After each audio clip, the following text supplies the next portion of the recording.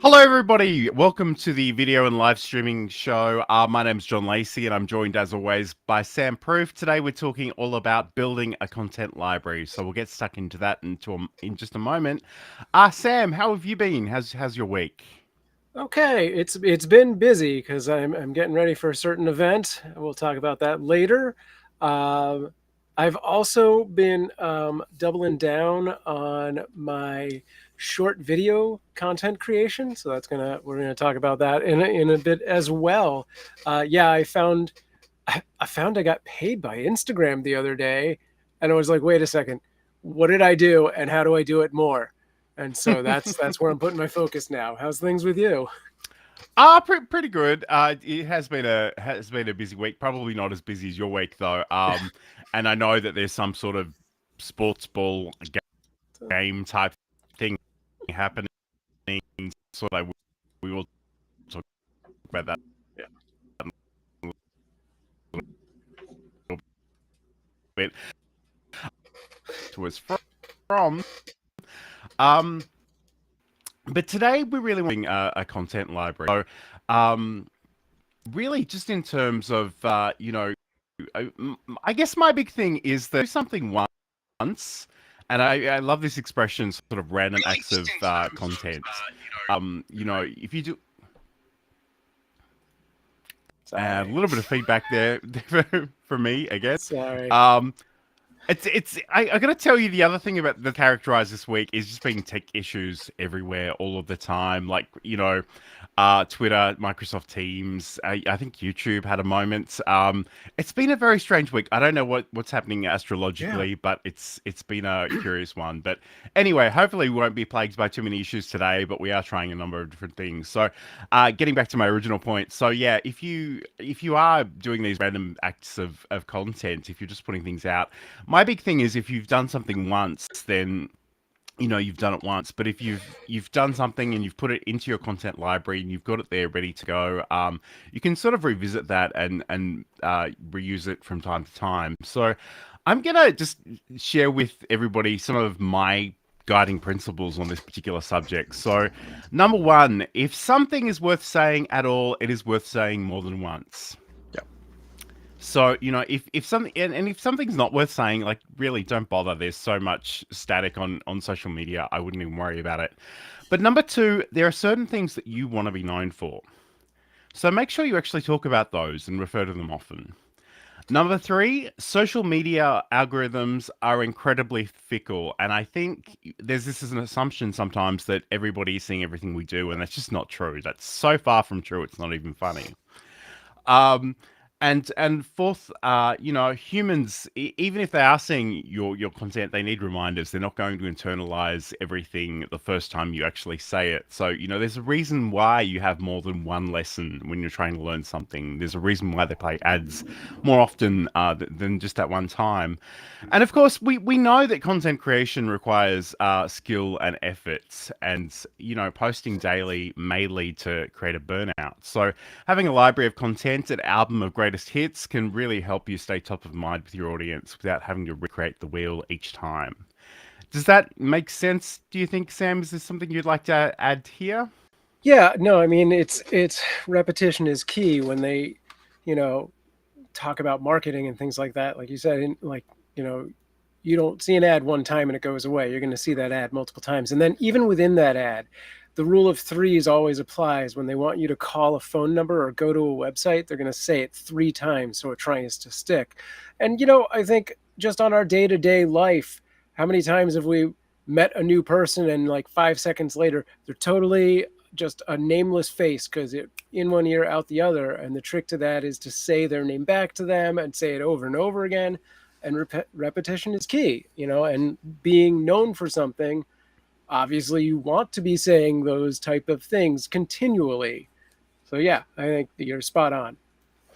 Absolutely, and I think this next section might be the place that we agree to disagree a little bit, but and I guess for the benefit of anybody watching, this show originally started out as a news show, and I was never particularly comfortable with that, for the reasons I'll explain in a moment, but we want to talk about perennial content versus timely content, and I think breaking news content. It can have a limited shelf life. Mhm. You may get that small spike initially, but after that, you may not see a lot of growth. But I guess the other thing too is there are a lot of news channels out there that are already sort of covering that kind of material. Whereas to me, like perennial content can be shared more freely and more often. And it's funny, I was listening to Tanya Smith from Stream Like a Boss. She had a podcast back in 2016 called Snack Size Marketing, and I was really struck by two things. One, she's always been just this amazing presenter and communicator. But two, even though this episode, these podcast episodes were like a good 7 years old, so much of the content was still relevant. Like some of the services she mentioned, some of the stats were out of date, but conceptually, the stuff, the rest of the things that were in there just it's still true today in 2023. So again, I kind of I just think I'm conscious of the fact that when I create something, a lot of time and energy goes into it, and if it is if I really want it to be something meaningful, I kind of want it to last a long time. Yeah, and again, like I'm curious, Sam, because I know I get the sense that you ride trends probably a lot more than I do, Mhm. especially on those short video Yeah. platforms. Well, and I think that was the point I was going to make is each platform and type of content, because some platforms have multiple, have different viewing habits and demands. So yes, the sort of trending, news thing, breaking news is very happenstance, very quick to hit a trend and go. And maybe a long form live stream like this isn't the best platform for it, but something like a TikTok or YouTube Shorts, where that is literally the lifespan of those things. You launch it within 24 to 48 hours, it peaks, and then it kind of fades away. I do have a few short form things that I've seen some steady trickles on, but for the most part, within a day of publishing, within hours of publishing, it'll like peak, and then in 48 hours it's done its thing. It's whatever it has done in that time is what it's going to do. And that makes sense for something like a news report, or like breaking news, a sale if you're in business or in e-commerce or anything like that. So yeah, everything to its own platform and its own content type, and you just have to figure out what makes sense for those things within your niche. Absolutely. And I guess like the other thing is if you don't want to choose between timely and perennial, can you actually do both? And I think Sure. people don't like the idea of doing any more work than they need to, which is fair enough. I understand. But in my mind, like if you're ready to go, you've set up the camera and your lights and you're all dressed up and ready to talk. I kind of think, there's not a lot to be lost by recording two different versions of the same content. So maybe record a short video with that newsworthy thing as the hook just to get people interested, but also record a second video talking about it in more general terms. And just, for future re-release later down the track. So, maybe the original thing that sparked that discussion isn't as newsworthy as it was, but the concepts behind it usually are pretty universal, I find. Yeah, it's funny because I had a thought right about this last night. There is a guy on TikTok that I've been drawing some inspiration from who does um, like it's the most powerful website you've seen, number 52, right? It's Hmm. literally just a 10 to 20-second video of like, go to ChatGPT, check it out, blah, blah, blah. This is the website. He has a very strong hook. And he gives you the URL, gives you like a 1 or 2 liner about it. And that's it. It's, you're in, you're done, you're hooked. He's marketing for these companies essentially for free, I assume. Probably not really. And he's doing it all TikTok vertical style. And I was thinking about it, and I'm like, now that OBS has this vertical plugin, which makes recording 16 by 9 and 9 by 16 simultaneously possible. Thankfully, I'm doing that now. Is it possible? I was like, does this guy do long form? Because like, how hard would it be to turn that format of here's my concept, here's my hook, this is what it is, I'm done, but now I'm going to continue in the long form version. So I think, taking that format concept of like, I'm going to take the first 20 seconds and that is going to be my short, my vertical, and then I'm just going to keep going, and that's going to be my long form. I don't even have to do 2 takes or multiple takes. I'm going to record it simultaneously. I'm going to just know, that I have really hardcore scripted this first part that I need, which is 5 lines tops. And then I can kind of get bullet points to take me through the rest of the video. And I'm going to start exploring that and playing with that soon. I must admit, I wasn't gonna share this with people just yet, but given that you mentioned it, and I know that we have to talk about it because it is literally the video and live streaming show. Yep. But OBS Studio, if you're running version 29 or more recent, this vertical plugin is kind of amazing, and we're only just sort of using it, or starting to use it now. I mean, it's only been out a week or two, but like the fact that I can literally set up sort of a horizontal scene and a vertical scene, and you'll see in this case, they're actually 2 different scenes, and I'm sort of recording both of these at the same time. You can also, if you've got the ability to go live on Instagram and TikTok, which are both things I don't currently have, but I'm curious to explore them when I do get there eventually. So, I mean, it's a great point that you make. What is the sort of the jumping off point? I'll turn this off because I think the lag will drive viewers mad. But anyway, but I guess really, like, what is the thing you're doing, and how can you do it ever so slightly differently? To make it work in other places potentially. And again, it's not the same as creating purely from scratch. It's a whole other thing. And I'm sort of excited. And again, I think I'm excited by the possibilities. But I guess also it can be a little bit overwhelming. And I think traditionally, that thing that we say every single episode is don't spread yourself too thin in too many places. Right. But again, it's just sort of finding the nice balance between what actually is possible and what you're interested in doing, and what you sort of physically have time and energy and money to do. Although all the OBS stuff that I just referred to is free, so that in itself is wonderful. Yeah. So I guess speaking of things that are timely though, Sam, there's some sort of sports ball game happening in America, and you've got some sort of kitten variation. Can you tell me talk to me about that? This is our 4th annual Super Bowl. It is Hi Insomnia. It is our fundraising effort to kickstart our stockpile of food and litter and things like that for kitten season. My wife and I have been fostering kittens for the last 6 years. We fostered over 140 cats and kittens. We specialize in kittens under 8 weeks old because we noticed that even though our shelter system is a no-kill shelter system, that doesn't mean 100% no-kill. It actually means about 90%. So the deal is, they can't take care of every animal. There are medical things that they don't have like on-staff veterinarians for. But when it comes to things like kittens, bottle babies specifically, they don't have the staff or equipment. So if they can't find fosters within that first 24-hour period that those kittens are there, they get euthanized. And we were like, that's terrible. We were already fostering, and when we found this out, we were like, that's our focus. That's what we're going to do. We're going to double down on trying to save kittens, specifically under 8 weeks old.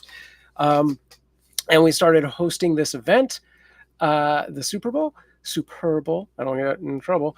And it's going to be Sunday, February 12th, earlier in the day than that sport ball thing. So it'll be 11 a.m. Pacific Standard Time. And we break the kittens down into teams. it's going to be a little slow because these are some young kittens that we do have currently. So we may have to bring in some guest gladiators on some mobile cams and have them run around. But all of the scores are powered by our viewers. Viewers will donate money that will go toward a touchdown or a safety or something of that vein, and it'll adjust the score on their favorite team. They can put the team name in the message, or they can leave it blank and it'll randomly be set. We have a virtual scoreboard. We have a virtual jumbotron for like super big message donations that come in with messages. If you actually, I could share my screen so we can interact with this user guide page. Let me show you this. Oh, geez. Here it is. Do this one. It looks very much like what you had, but it's the second page. But so, yeah, I'll go over some of the things. So, yeah, there's our donation portal, which actually opens up to a new window. That's the stream itself, which is on twitch.tv/cuteavalanche. You can see our kittens there right now with their mom. They were born just 2 weeks ago, and their development has been super fast. These kittens, if I hadn't known their exact birth time, which we did because the feeder that found them was there for the birth, let us know the exact minute individual kittens were born. If we didn't know that, I would tell you these are 3.5 weeks old. They're 2 weeks old. They already have all their eyes open. They're already moving around, which is good because otherwise Sunday would just be a lot of this. It's still going to be a lot of this, but we'll make it fun. Here's our donations. You can do $1. We also use the built-in Twitch bit system. So $1 or 100 bits for a cheer. An on-screen graphic comes down. We got field goals, safeties, touchdowns, all that. There's a bunch of fun interactive graphics and commands that you can run in the chat. There's sound commands you can run from an extension to do things like a vuvuzela or a crowd boo or the ref whistle. Because everyone in the stream, you're our refs. We also have some custom-made emotes thanks to Insomnia Doodles, who's over on my Twitch channel right now. And these 3 new channel point reward stickers that will all run on top of the stream. And we introduced this year, which is a virtual crowd extension. So I may ramp this up to 5 people, but right now 3 people will have their virtual avatar, and you can customize. It's all defaulted to kittens because of course it is, but you can pick your own custom avatar. And then while they are in that virtual crowd box, they can do things like clap and dab and facepalm and whatever else you want, pretty much. And that's it. It's going to be a fun 2 hours. All of the interactives will be available all day. In fact, I may start them as early as tomorrow and run them till midnight Sunday going into Monday. And it's all for a good cause to help us stockpile. All of the money goes toward food and litter primarily, but also other necessities for the cats. It all goes to the cats. Our goal is $500 this year. Last year we got about $350. So we're trying to save about 24 cats is our planned foster plan. Planned foster plan. So there you go. That is the Super Bowl. And if there's any questions, let me know. And again, people can find that if they go to cuteavalanche.com. You had another domain for that, didn't you? It escapes me. Is it just Super Bowl? Yeah, it's superbowl.com, but it redirects to the Cute Avalanche page. Sure. And then if you scroll to the bottom of that page that it brings you to, you can go to the user guide that I was showing you. The page it'll take you to tells you more about the event itself. Nice. And I noticed you were on the gaming morning show recently to talk about it. That was fun. I watched that. Yeah, last those night. guys were great. That was really fun. You can find the whole video on Gaming Morning Show on YouTube. It's also linked in a blog post at samproof.tv/blog. Yeah. And yeah, it's short and sweet. It was a fun interview. We talked about that. And a few other things that led me down this road to live streaming as a career. Yeah, good times. Nice.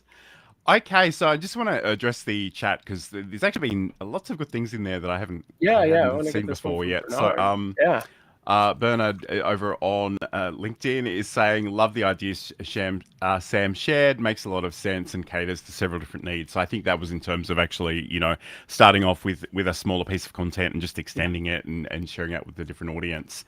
Yeah, Um, it's really a work smarter, not harder kind of solution for creating both vertical and long form video at the same time. If you just take that extra minute to be like, this is my hook and my short, my short form, and then this is how I extend it to a long form. That's one video, and it's already set to go. Yeah, and then you're not in post for a million hours going, where are all those good moments I wanted? And I know Bernhard is interested in OBS, so I mean, if you yeah, and again, we need to talk a little bit more about that vertical plugin. Maybe we'll do that in a future show. Yeah, But I guess that's the thing. In terms of creating short form video and traditional horizontal video, you really have one of two choices. You're either sort of doing it in a live or a semi-live environment like OBS Studio, and if you do have the ability to sort of format that in relatively real time in the way that we can with the vertical plugin. That in itself is wonderful. But I guess the other option is if you are recording something and then you're just going to your editing software and repurposing it. And admittedly, portrait doesn't always go well into vertical or into horizontal or vice versa. So I mean, those are certainly things that you need to consider. But I mean, to be honest, it probably doesn't really matter how you get there as long as you do it and you do it well. So there's been a lot of discussion between all your Twitch friends about categories and stuff as well. And so hi means and Insomnia Doodles. I don't know if yeah. Insomnia Doodles actually purchased that Stream Deck yet, but I'd love to Oh, I hear don't know. about that. Yeah. Um, yeah, no, the thing that Means brings up is Restream does not change the category on Twitch, and I never remember to manually do it prior to the show. So it's always there. It's always something game related. Like I think right now it was just Stream Raiders. So now we're podcasts. Insomnia says I have not, but I'm planning on getting one in the coming months for sure. Excellent. Sure. Okay, awesome. So this is the video and live streaming show. I'm John Lacey and I'm joined by Sam Proof. Today we're talking all about building a content library. So if you are a content creator and you actually spend a little bit of time putting things together and you're quite proud of them, I guess sometimes the temptation is just throw them up on social media and hope for the best. But really what I want to encourage you to do is think a little bit more strategically and think about, how you can actually store and retrieve and reuse and repurpose and remix all of those words starting with R when it comes to your content. But I guess the big thing, and I'm really curious to talk to Sam about this specifically, because I have a feeling he will have some feelings about this. For But about sure. organizing your content, because it's one thing to have all your content somewhere, but it's another to be able to find and retrieve it really quickly and easily. So, I guess personally, I find that I just have particular folder structures and naming conventions that I use in order to make sure that I can find things again. But I know Sam. You're a huge proponent of spreadsheets. I've seen some of Yeah. your spreadsheets. They're kind of mind-boggling. It was so funny earlier in the year when we were planning content for this show. I was putting together a spreadsheet thinking the average person would be so daunted by this, but I know Sam will be fine. He loves a spreadsheet. Yeah, I mean, I'm gonna share my screen, I guess. Sure. I don't think this one is too daunting. Oh, I was already sharing my screen and then I stopped. Well, here we go. And for Means, I was already thinking about giving you an Insomnia the ability to change categories in the future. Will do. We can totally do that. All right. I don't know how well this comes across because it's pretty small. I guess I can make this bigger a little bit. I mean, I That's can very I can big. fill the screen with it. All Or right, that too. So you'll see at the bottom, I have several different projects. Right now, we're in my Alexa videos, but I have like holiday videos, miscellaneous stuff, Pi Day, another series about video about pizza. This I think is pretty straightforward. So I have this series of videos I do. These videos specifically shorts related. They're vertical videos intentionally. But now that I had this epiphany, I may figure out that I want to turn them into long form. We'll see. Um, I'll just go through my categories my columns really quick. I have a unique ID number And the beautiful thing about a spreadsheet, if I organize this by those ID numbers, we can, it hates hundreds. I didn't do this in which is the one downside of this. But anyway, you can go from something like this and just be like, I need 10 more of those. Boom, they're automatically numbered. Okay, a unique ID number, so I know every single piece of content I can refer to. Oh yeah, it's Alexa Thanksgiving number 6. I have my date column, which is when I'm planning on pushing that piece of content out. Literally, my script is in this column right here, and it's Alexa, do you like guys or girls? Boom, there it is. And then I'll just be in bulk record 100 things in a session if I want to.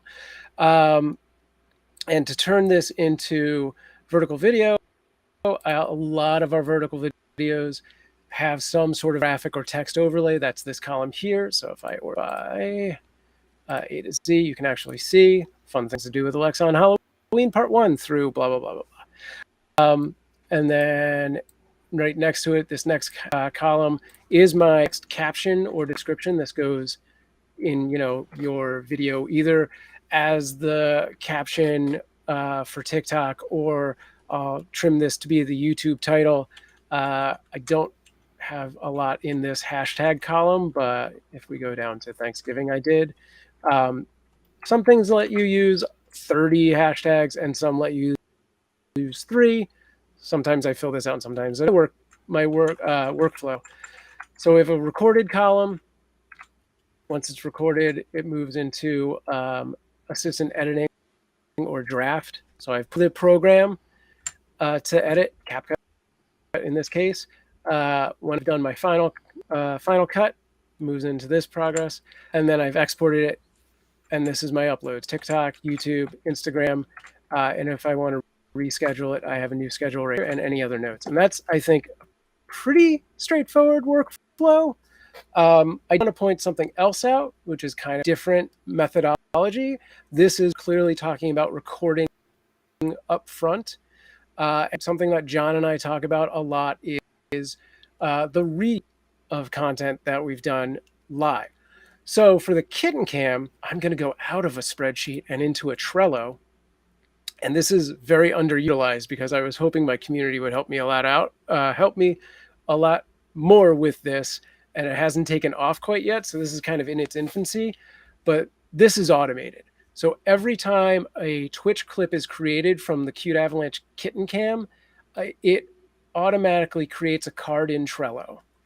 So if I click on one of these, I think you might have shared the spreadsheet specifically rather than the window. But anyway, that's fine. Actually, while you're doing that, I might just jump in really quickly because this is something that Sam literally suggested a little while ago. So and he's sort of alluded to it a couple of times here. But answering the public. So if you like episodic content, great websites, part 57, is something I think Sam mentioned a moment ago. If you really do, like, batching content is really awesome. So I guess one of the things that I've been doing lately, and I haven't really had a chance to record anything yet, but this Answer the Public website, they do have a free option. Essentially, you look up a topic in a location, and it'll give you all kinds of insights. So again, in a similar way to Sam, I've sort of been taking like the questions that have been generated out of here, the pre-propositions, the comparisons. So I have a whole bunch of different ideas about OBS Studio specific things that I would like to record some videos on. So that, and to be honest, like, it happens to all of us. Some days you will just be there scratching your head thinking, what the hell am I going to talk about? And I think that is worth doing. And admittedly, you could pay for a subscription and get them to populate the spreadsheet, but to be honest, I was cheap and well, not quite lazy. I was certainly cheap, so I copied and pasted a whole bunch of things. But again, that's been really rather useful for me. So let's have a look at Trello. I know it's not everybody's love language, but I'm pretty sure it's Sam's. All right, but so with Trello, it's very similar in the workflow. We have these different columns, right? So new clips get populated here automatically whenever a clip is made in Twitch. IFTTT sends the information over here and creates a card. And these look like this.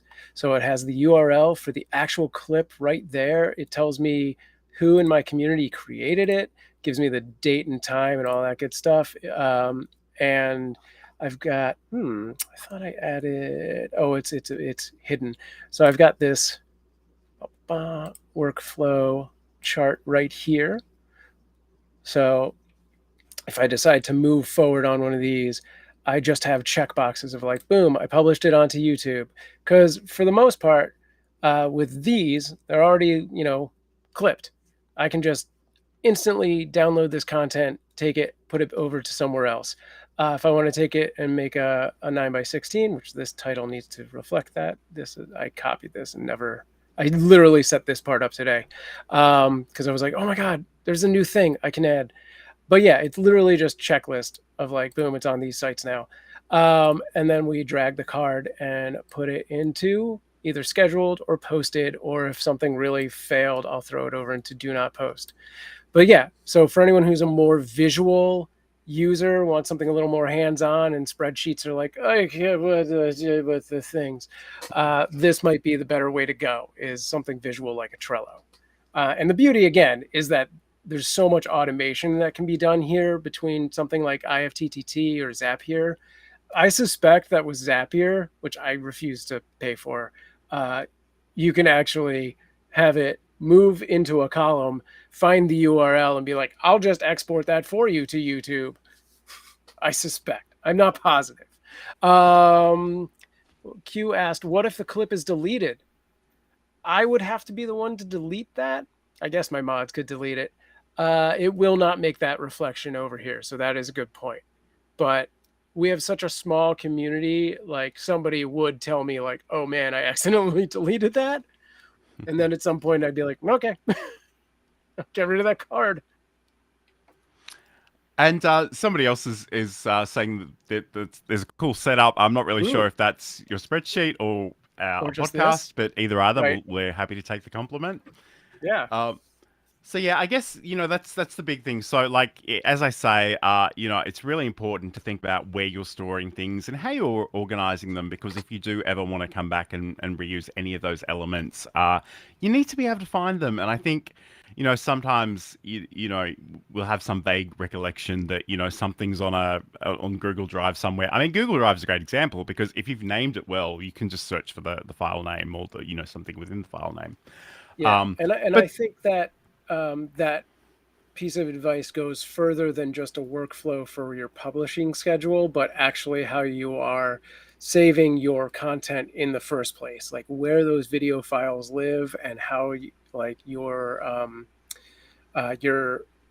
editing software is laid out and stuff like that. Like if we ever want to get into that, and I get my Adobe license back to activated, I will show you some pretty intense folder structuring.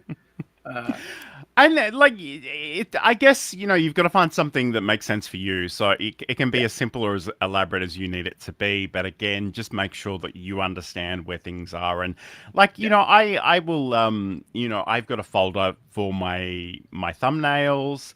I've got a particular folder structure. And we'll talk about this in more detail in a little bit because we do want to talk about different types of content specifically. But like certainly in my Camtasia folder, I've got all my projects set out separately. I've got different folders for this show and some other things that I've done in the past. Just grouping different things together, like graphics and sort of B-roll and footage, and even things like captions. If you've bothered to actually do some decent captions for your video, make sure that file is with the other video files so they're ready to go. But yes, like I say, we'll talk about that. In fact, we'll talk about it now. So that's actually next on my agenda. So we want to, obviously this is the video and live streaming show. We're very video centric, but I do want to sort of open this up to other types of content as well. So I guess, first of all, text. Text is important. I know people love consuming video. I know people love listening to podcasts, but at the end of the day, we're still very much in a text-driven world in terms of search and Google and whatnot, and even different social media platforms. So One thing, and I'm sure Sam is sick of seeing all my posts on all the various platforms, but if I have spent some time actually putting some thoughts together, and you know, I always joke that, especially on LinkedIn, every post is "puppies are cute." Agree? Question mark. But if Right. you've put a little bit more effort in than that, you know, if it is actually something that's worth sharing, I think it's worth sharing everywhere. So again, I will take text posts and updates and actually create Twitter threads out of them. Again, I know Twitter's a weird place. You know, LinkedIn articles or a newsletter. Sam has done stuff on Medium with Streamers Corner, and I think he's Yep. moving some of that content to samproof.tv now. Yeah. Um, and I guess the other thing too, and I've listed this under every, well, almost every content type because it's something I'm really not very good at and I'm trying to get better at. But the YouTube community, if you do have the YouTube community features, it's probably a good idea to sort of go in there and actually post some things occasionally, which I'm really bad at. But certainly, if you've got some text that you want to share, you can do it that way. So, Sam, I mean, I've already alluded to some of the places that you're using text, but do you have any general thoughts on how people can better utilize the text content they're producing? Um, yeah, I'm going to use AI. I'm going to say all sorts of things about AI, and John's going to be like, "Ugh." But no, I do. Those are primarily the places that I'm putting things, like my own blog and the Medium blog. I uh, I think a few things that people don't think about, and I've taken to using this, um, is YouTube and the YouTube descriptions. It gives you like 5,000 characters, which is a blog's worth of characters to put in a video description. So I will, once I've gotten past the point of whatever the video is about and my main points within the video, go to a chat GPT and say, this is the video that I've done.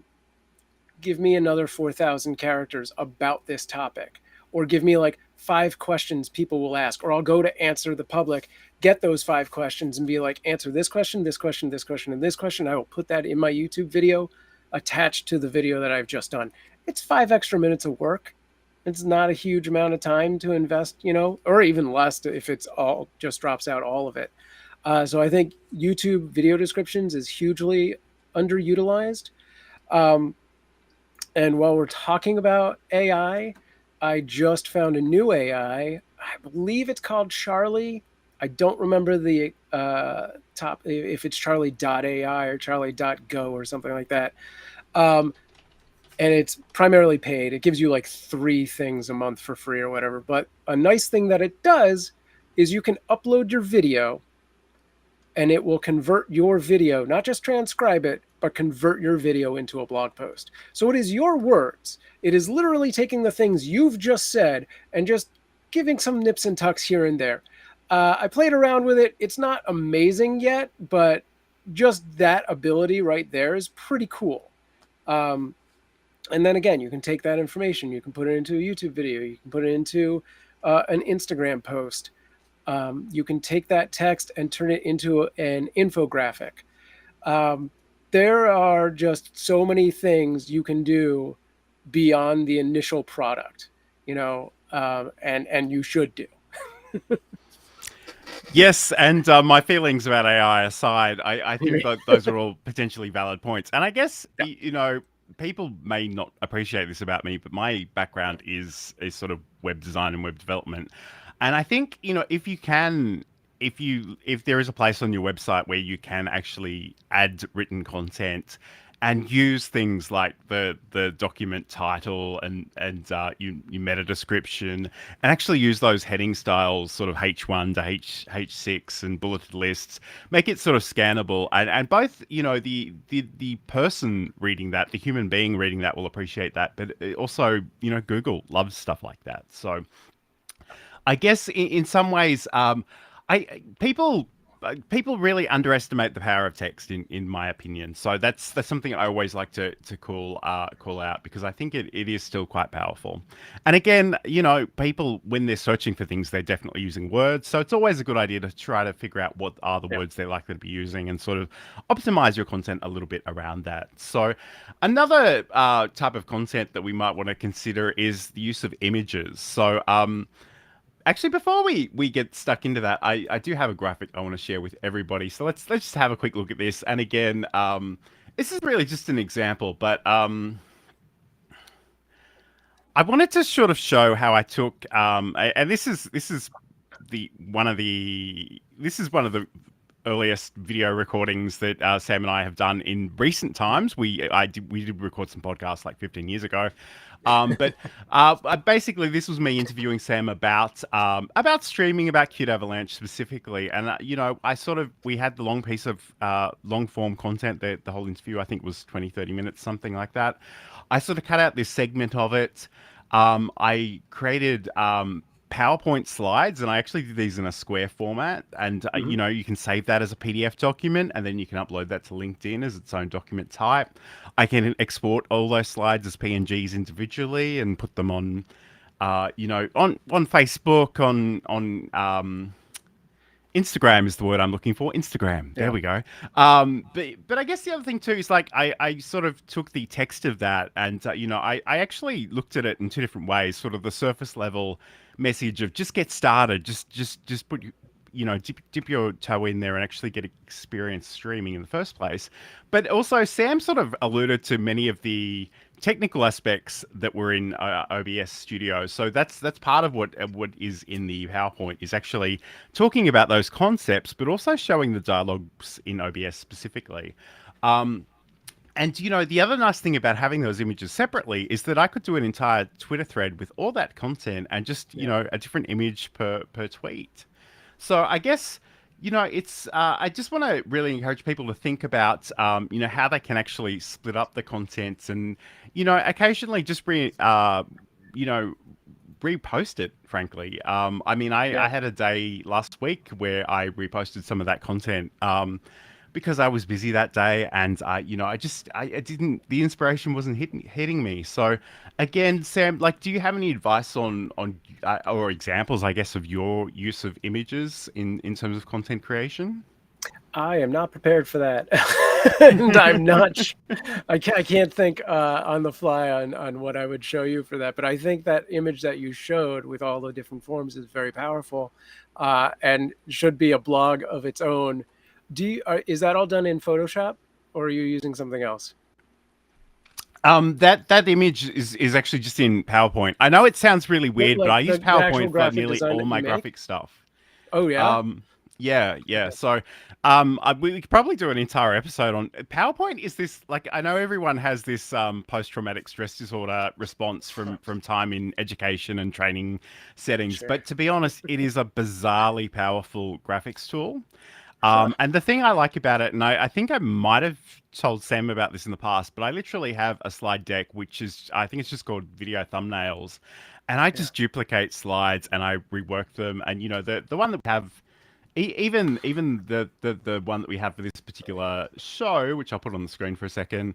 And again, this probably isn't one of my favorite, but again, this is just a slide in PowerPoint, and I've rearranged different elements and I've brought different things in here. So, um, I guess, and I know that you have been using a little bit of Canva lately, but I Yeah. guess the thing is, if uh, uh, and we haven't mentioned this, but I think it's worth unpacking a little bit. Is just what assets do you have? Like, do you have a logo? Are there particular fonts that you're using? And just having those ready to go, and even sort of stock graphics or graphics that you've designed, because so much of visual design is really just about taking existing elements and sort of repurposing them, rearranging them within the scene. So I'm a little scared that my computer may die if I open one more application, but I think I might just bring up this particular slideshow just to show you like how this works. Because again, I can hear myself. I know how weird this sounds, but honestly, PowerPoint. And again, the other nice thing about this is if you're using Word or Excel, there's a good chance you already have this on your device. Mhm. Um, Again, I'm just going to see if this is going to load for me. Okay, cool. I will share this. So again, and Canva's great, Photoshop's great, Illustrator's great. They're all great. Whatever you've got, just use what makes Right. sense. But essentially, and some of these are very old ones, but essentially what I do, and some of these are things I've tried and just didn't work out. But essentially, like I come in here, this is literally, and again, there's so much happening on my computer right now. There we go. So, I mean, I've just got some text. I've got an icon. That's another thing that's worth mentioning too, is that if you go to the insert menu, you actually do have icons and shapes and things that you can bring in. You can rearrange stuff. One thing that took me a little while to work out is that in terms of layering, if you go to the graphics format, they do have this thing called the selection pane. And you can group things together and you can sort of arrange things. So things at the top of this list are on top of the design and things on the bottom, like the gradients there. I can sort of come in and toggle these things on and off really easily.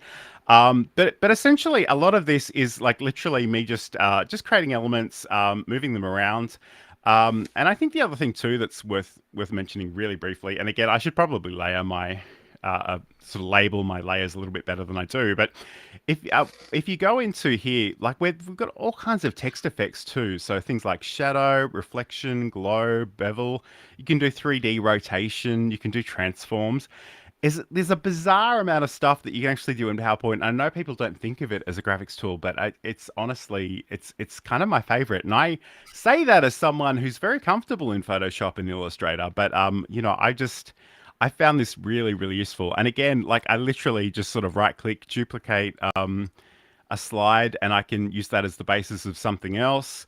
Um, this is I actually exported this with some animations, and the reason there's a green background is because I used the chroma key in a video Right. to essentially take this stuff out. Nice. So there's so much you can do with it, and it's genuinely mind-boggling. And again, I could probably spend an entire episode on that, but let me know in the chat if that's something that might be interesting to you, or if it's not. Just let me know that too, so I don't waste everybody's time. But Yeah, I'm thinking we just did CapCut versus Camtasia. We might have to do PowerPoint versus Canva. yeah. And it's funny because to be really honest with you, I have some very mixed feelings about Canva, but I Mhm. think I haven't used Canva in many, many years. And every time I see somebody demonstrate something, I think, wow, it's come a long way. So, I mean, Oh yeah. again, Canva might be a cool thing to do. I guess the other thing too is if you've got the professional Canva accounts, I Yeah. believe you can have all your branding elements ready to go, which can be really awesome. But again, in some ways, it doesn't really even matter what you're using as long as you get the results that you want. But that's a big thing. I guess the only other thing I would say about images specifically is if depending on where you're posting them, think about the alternative text because you and I can see those images. Not everybody can. Some people have low vision. Some people may be blind. So it's Yes. really important to consider them as well so they can understand the context of any posts that you're sharing. Um, But also the alternative text is just another chance for you to use your keywords so that SEO on the search engines gets to pick it up. yes, that's technically true. I guess just don't. Don't You've abuse got to it. think about the user and the bots. Yeah, You got to cater to both of them. And again, I would probably prefer to prize the individual's sure. experience above that of the bots. But I mean, it's a valid point. Yeah, absolutely. Okay, cool. All right. Yeah, Sorry. I just want to I really briefly. Yeah, So yeah. Insomnia Doodles is saying, as a low vision person myself, I appreciate that. So I mean, because of my background, I'm very conscious of accessibility needs. So it's something that I often talk about. Sorry, go ahead, Sam. No, I just want to say before we moved off of the topic of PowerPoint and Canva that Canva does have some really cool pro abilities that I don't have access to, but one of those is resizing your content so it will auto magically take a 16 by 9 and make a 1 by 1 or a 9 by 16. I've never played with that. It's something that it does have, and I'd love to explore that. They also have a content planner, which is like it gives you a calendar. They have some, hot button topics and holidays and events on there to prompt you for things, but also I believe that social calendar will publish to Instagram and a few of the other social medias on your behalf, like a Hootsuite kind of situation. So you're creating it there, publishing it there. It's all automated. Nice. Yeah. Um, we've been talking a little bit longer than I expected us to, but let's get to the one content format that we know everyone cares about. So Yeah. video. Obviously, we live in a world where there are different formats that different platforms run with. We've spoken a lot about sort of the horizontal versus vertical thing. Yeah. There's also some places may still be doing square video. I'm not really sure off the top of my head, where they do that as native, but I guess it is an option. So it's up to you to decide whether that would make I sense. think still in Instagram a little bit. Obviously, the classic example is what we're doing here with the live stream. We will often take sort of smaller segments of this and repurpose them into a vertical Yeah. format, sort of 59 seconds or fewer. So, Sam, I'm hoping, and again, my poor computer has never seen so many open applications in all its life, but I'm hoping to show you something in a second. But before we get there, is there any ideas that you want to suggest in terms of creating and repurposing video content? Beyond what we've said, geez, I don't know. Yeah, I mean, I think we touched on the concept of batch creating stuff before, and I think keep that in mind no matter what part of the process you're in. Just, when you go into something and you're like, okay, today I'm gonna make 3 videos. I'm gonna shoot them. First I gotta write them. I'm gonna shoot them. You're all over the place. I know this from experience. It takes twice as long to do any of the things, because they're all different mindsets. So, yeah, even if you're just going to be repurposing things, that's its own day. It is its own day of just trimming videos, like reviewing videos and being like, here are the notes that I'm going to make on when I do trim these videos. And like, these are the things that are going to get written out. Try and batch things as much as possible so that you're using the same brain muscles, if you will, to do those things. And it will make those things more efficient and faster. That's Absolutely, it. because there's a certain amount of cognitive load in terms of that task Yeah. switching, and again, even in my day job, like I've set up all kinds of boundaries. It's like just don't randomly interrupt me because whatever I'm doing requires a fair bit of focus. So Yeah. that's a really useful thing to keep in mind. I was hoping to show you some stuff within Camtasia specifically, but I'm not having a lot of luck running that at the Okay. moment. We did an entire episode on Yeah. Camtasia versus CapCut. Um, so you might want to check that out in the YouTube channels. But I guess for me, one of the nice things about Camtasia specifically is it does actually have its own library feature. So I can sort of snip out any sort of piece of my video and actually add it to a library. I can organize that into structures. And I that's one of the first things that I do when I have the time to actually create those short clips from this show specifically, is actually just go through. In fact, it is very, very slowly loading in the background. Maybe I'll be able to show you this in a moment, but I'll keep talking just in case I can't. But essentially, well, it's library and it's built into my video editing software. So again, I can organize these things, and I think one of the things that it's really tempting, I think, sometimes to treat every new piece of content as a brand new project, and that's fine. But my big thing is think about everything that you've created before and think about the possibilities for it moving forward. So, Yeah. and this actually does appear to have loaded. So I'm gonna just Hey. present this on the screen. I'll make it full screen.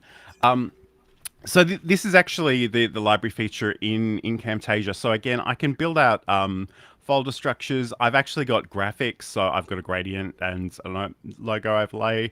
I can just sort of drag and drop these. So again, you'll see here that these are little. These are actually from that cute Avalanche interview that we did Mm-hmm. a solid year ago. I've got those in there. I've got things in horizontal and vertical format too. So I mean, I've even got funny little elements like I've got the flashy subscribe YouTube video. So if I put this on my video, a mouse cursor appears. You click on the subscribe button, you hear a little bit of audio. I've got all kinds of stuff here. So I guess and even sort of placeholders. So there are things that I've done before, but like in terms of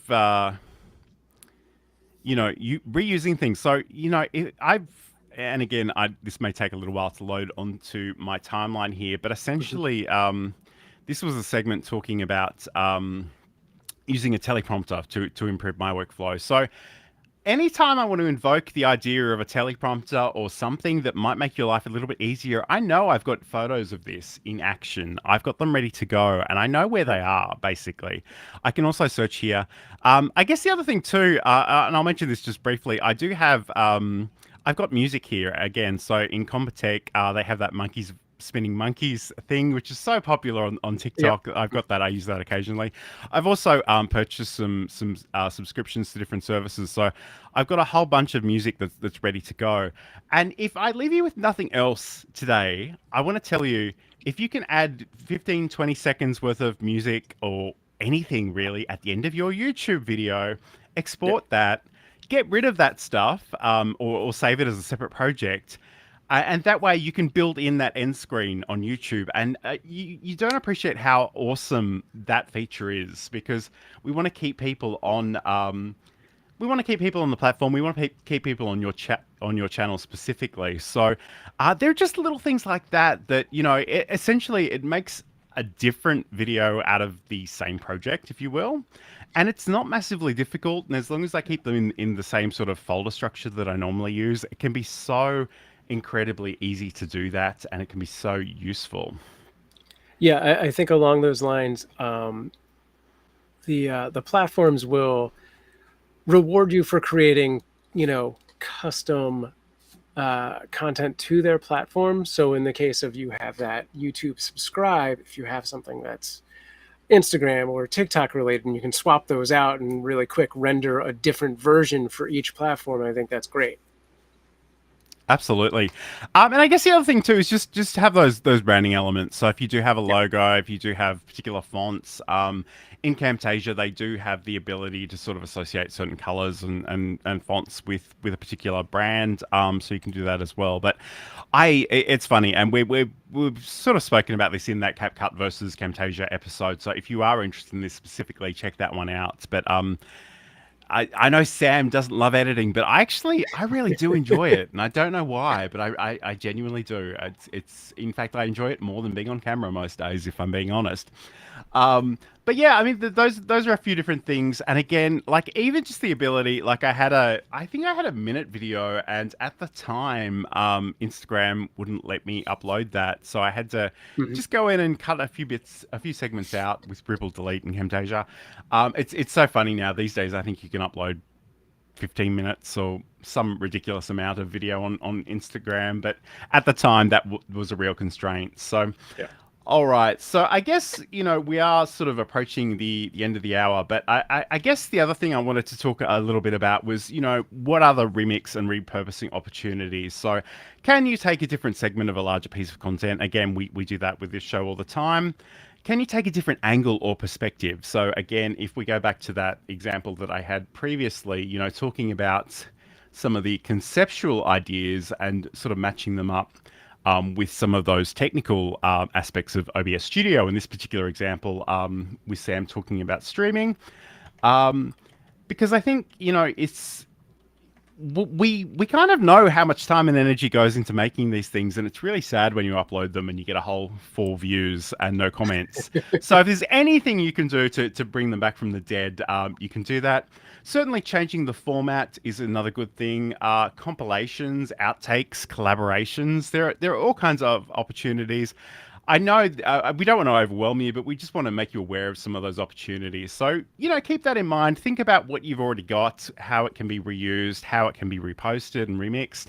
I feel like I'm talking a lot, Sam, but do you have Yeah, any yeah, sort of no. closing I, thoughts on this particular subject? yeah, no, along those lines, I was going to say you have a community. Whether it's one person or 1,000 people, you do have a community. They're out there, whether you're using Twitter or YouTube community or Instagram and getting people to comment.